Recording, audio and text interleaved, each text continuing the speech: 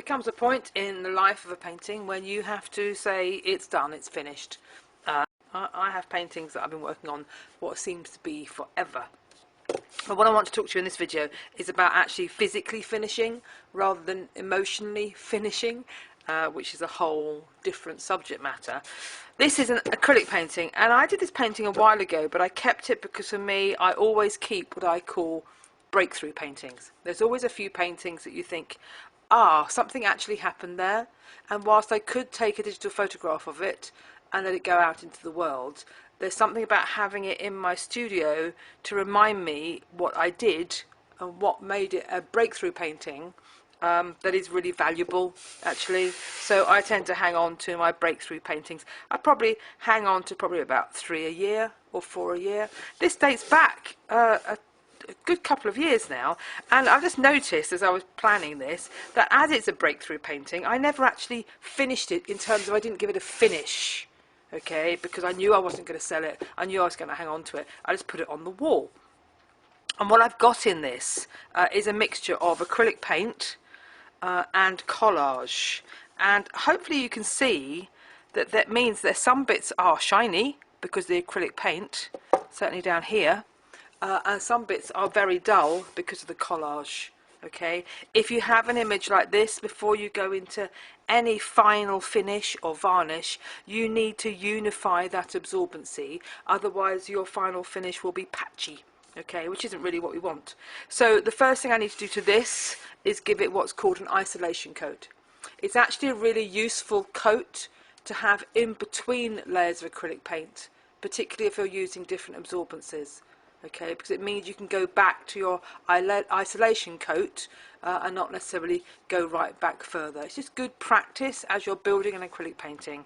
Just every now and again, put an isolation coat in, particularly if you use lots of mark making tools, for example. You can get recipes for isolation coats. It's mostly soft gel mixed with a bit of water, but I tend to just use gloss medium. Okay, I get it in big tubs. So I dispense it into bottles, but this is golden gloss medium. This is going to make it super shiny, but that doesn't matter because actually only the final layer is what will determine its sheen. Okay, so even though I know I don't want this to be a shiny painting with a shiny varnish or a shiny finish, it doesn't really matter at this stage, as long as I wouldn't use matte medium at this stage, because matte medium can be a bit foggy, and if you use lots of layers of matte medium, it's not 100% transparent, so you could end up with foggy. So this is just gloss medium, making sure obviously your surface is clean. So I've laid down some gloss medium. I squirted too much on. I've taken half of it off actually, so you don't have to put as much down as I just did. But I've laid down a layer of gloss medium, which brings me to my point, another point, that gloss medium and acrylic paint are not final finishes. If ever you've done that process where you put a little bit of paint on a rag, for example, and push it in and push it around an acrylic painting, particularly to kick down the whites, and then wiped it off, it stains. Okay, so acrylic paint will stain, even though it's plastic, even though it's dry, it will stain. So it isn't a final finish, it is still slightly absorbent forever. So what we need to do once this has dried off is give it a final finish. Okay, and we have choices in that, but whatever we use, it needs to dry non-absorbent. So this is fully dry. I left it a couple of hours, and now I'm going to varnish this one just to show you about varnishing. And again, it's much thinner than any other product, and I'm just going to very gently brush it out. Don't be tempted to push it around too much, you will get air bubbles. And I'll do 2 coats of this before it's deciding it's done. And it's the final layer that I will use a matted down varnish, because I don't like a shine.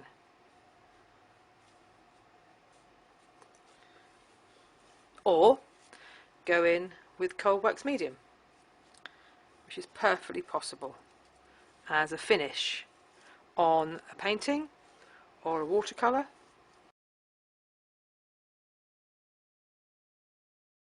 It's quite shiny. It's a gloss varnish, but at least I know now that that's all fully secure, all sealed in, all absorbance is done. This has got a bit of shine though, this has been varnished, and so I'm just going to rub it gently, very gently, just to take the shine off with a piece of wire wool. I could have used sandpaper, that would be fine, but I find with the wire wool I can get my fingers in and get into areas and I can see what's going on. Whereas the sandpaper tends to just skim over the surface. What I'm doing with this, I'm just using it to take the sheen off that varnish layer. Just kicking it back, dulling it down so that the cold wax medium has something to hang on to.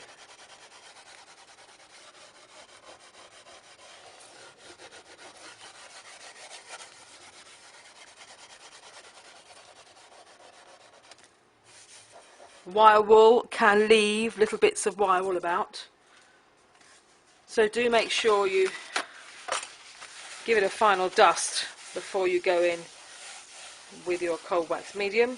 Okay, you can see them all down here, little shavings, so get rid of those for sure. There we are, nice clean surface, a varnish surface. This time I'm only going to use one layer, probably. Okay, I'm just going to go in with the last of my softened cold wax medium.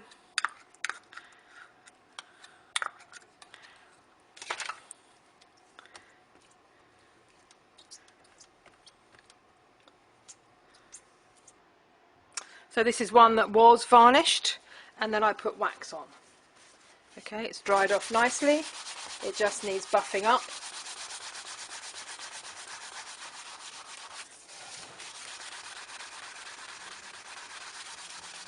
To bring back the sheen. On larger pieces, you know, if I'm going up to 1 metre or plus, I have a power polisher. It just helps my wrists and my shoulders.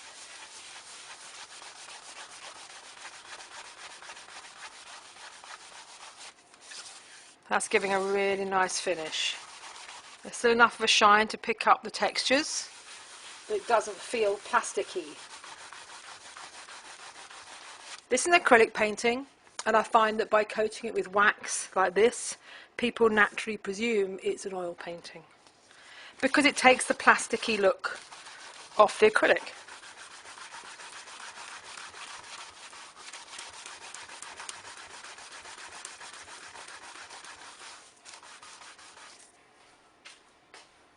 So this is a sister one of the series, just to show maybe the difference in shine.